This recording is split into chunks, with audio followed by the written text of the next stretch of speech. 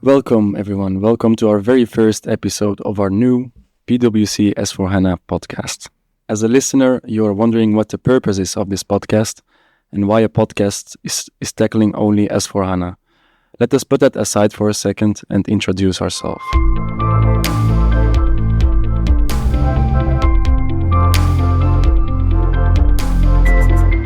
Sitting next to me is Torsten. Torsten, why you don't say a couple of words about yourself? Yeah, thanks a lot, Faisal. Much appreciated. Well, I'm the leader of the SAP practice here at PwC in Belgium, one of the partners within the technology consulting. At the same time, I'm also hosting the Center of Excellence for SAP Strategy, which is basically having a European reach. We will put the link to that also into the show notes, so further details you can find also there. I started actually my career over 20 years ago as an SAP consultant, deep in the woods as a developer, then later also becoming a consultant project manager, before I then took over the team at Audi Brussels here in Brussels, which was basically focusing on the SAP system that has been also already put in place for many years. Then later on, SAP asked me to join their consulting practice, where I then implemented the first ERP on an HANA database, but also the first S4HANA worldwide, where I then also as a delivery executive captained a number of very large S4HANA implementations. Okay, so you're a man of the first hours regarding S4HANA. You had a quite long path, but eventually you joined PwC. Why is that? Well, honestly, Faisal, I was a bit unconvinced of this way how SAP themselves tackled the implementation of ERP projects. So technology was always in the center, and actually I was getting more and more into the conviction that in the center must be actually the customer and their problem. So my vision was to build up here a practice within PwC here in Belgium that is focusing on the customer needs, and where basically the technology then later on becomes more kind of an enabler. And this has then also led actually to the mission statement of our practice that you know already very well, being with us for quite some time, that we want to become the trusted partner of our clients to help them safely and efficiently transition to a best-in-class ERP solution tailored to their needs, allowing for sustainable long-term growth. We aim to help them, each of our customers, then to get also a maximum value out of the ERP solution, justifying the very substantial investments, but also the substantial operational costs that come with running such an SAP system. Thank you, Torsten, for your introduction. Maybe also a couple of words about me. I'm Faisal, part of the SAP practice at PwC that Torsten is leading very well. I will be hosting this podcast together with Torsten, so you will hear my voice and Torsten's voice in the next episodes as well. So you already shared with the audience the why, Torsten, but can you also give the listeners an overview of what they can expect in the first episodes? Yes, but maybe let me come back again a bit to the why. Why are we actually doing that? And one of the main reasons for doing that is that a lot of questions are asked by the customers over and over again. So, of course, every customer is facing ideally only once in their career an S4HANA transformation. But of course, for us, it's actually daily business.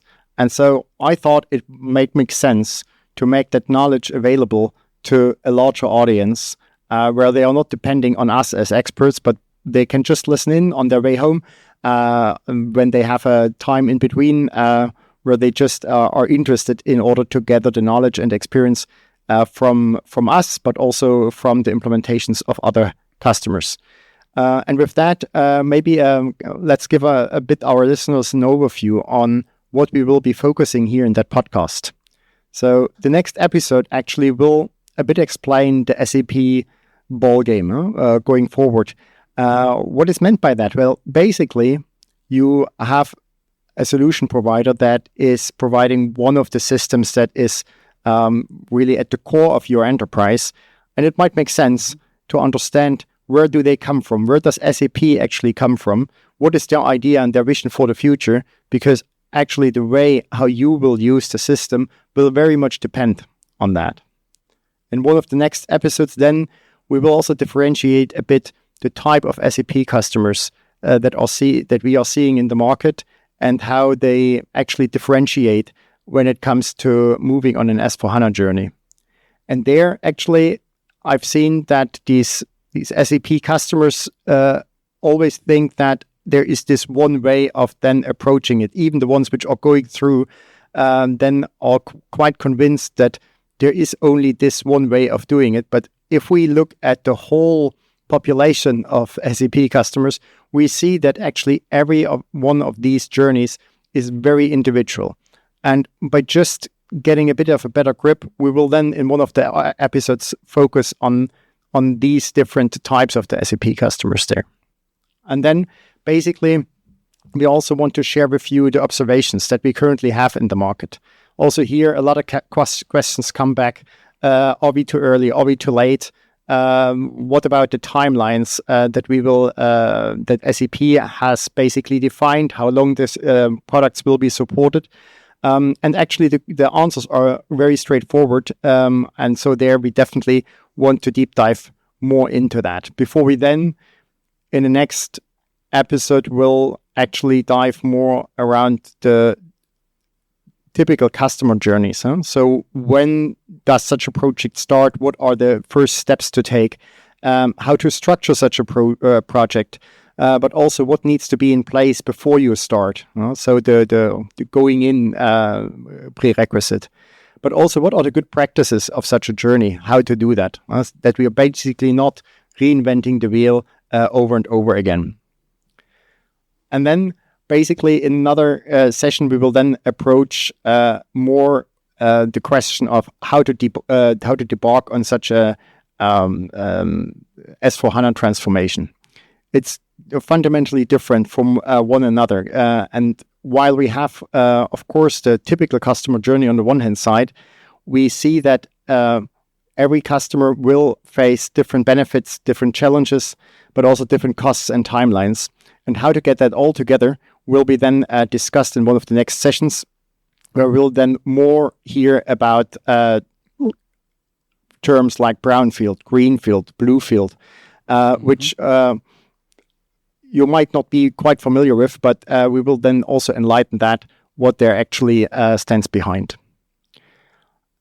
And then another session will be done around the lessons learned, where we just gather together what are lessons learned for the IT departments, what are lessons learned for the business departments.